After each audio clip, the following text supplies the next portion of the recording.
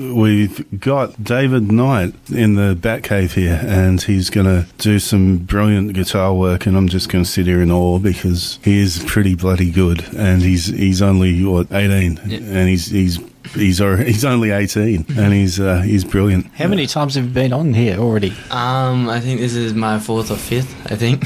Yeah. Yeah. Yeah, before we get into your songs, you've been here numerous times. Has any other radio station picked you up? I've been on 3MDR, and then I was in Tasmania last week, and I went on a show over there. They have radio down there? Yeah. Yeah, wow. The country... So you got 2 guitars in tonight, a 6-string and a 12-string? Yeah. What did you learn on? I started on just 6-string, like just playing kind of normal stuff. I did a lot of AC/DC and stuff like that, and then started kind of branching out a bit. Yeah. Started getting into John Butler, which is where the 12-string originally came from. Yep. And he's a bit of a legend, isn't he? Yeah. And how do you tune your guitars? I've got this 6-string tuned to open D flat. Yep. Which I know it's kind of weird. It's because of I'm doing singing lessons, and it was tuned flat because of my singing lessons. I was doing a song in that tuning, and then I wrote a couple of songs and I just liked it lower, so I keep it in the flat tuning. And then my 12 strings in open C, which is lower again. So do you want to start off with a song for us? Yeah, okay. This is a song of mine called With the Wind.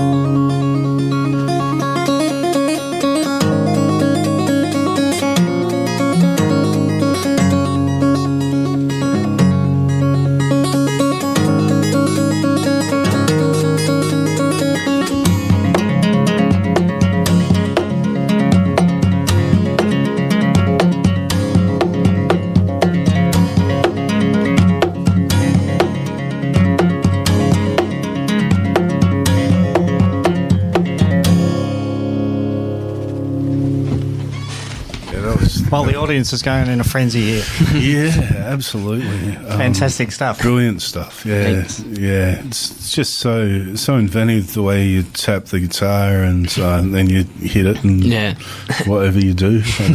And you're plucking the strings with your left hand up on the frets. Yeah. So how on earth do you keep the notes while you're plucking? I don't know. My mind just can't catch up to that.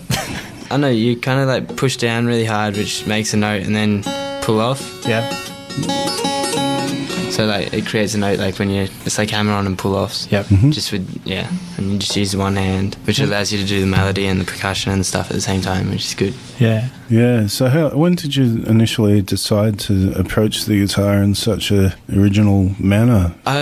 Originally, it was actually because of my friends Ryan and Vass, who we were talking about before. When I was in a band with them, they showed me this guy called Andy McKee who does a song called Drifting. This is probably 2.5 or 3 years ago now. he does like all the percussion and the tapping stuff, and I thought it looked really cool, so I just decided I had to learn it. And it took me ages at first, but I eventually got it down and then started mucking around with my own stuff like it. Brilliant stuff. Yeah, really good. So how long have you been playing the guitar? Nearly 7 years now. Wow, and you're that good already.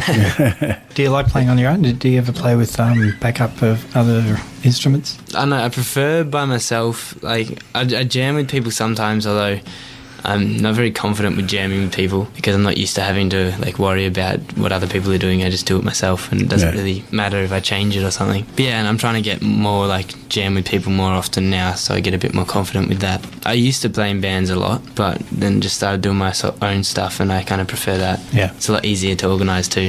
Have you ever thought of adding a drumming system with your feet, or? I've been considering adding like a stomp box. Mm-hmm. I know, I really like Sean Kirk's setup with like all the drums at his feet, but I don't think I'd do that. I think the furthest I would go is just a stomp box. Yeah.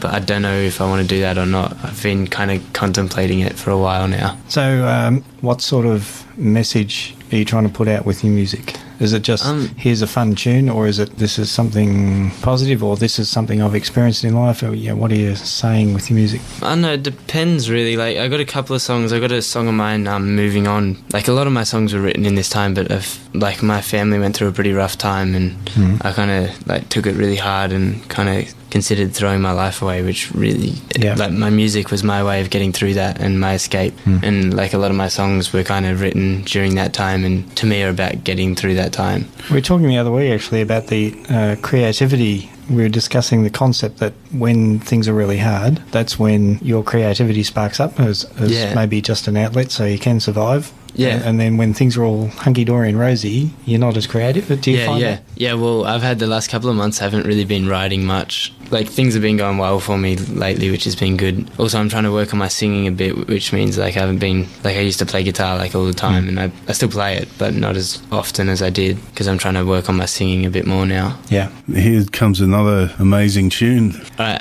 this is a song of mine called Turnaround.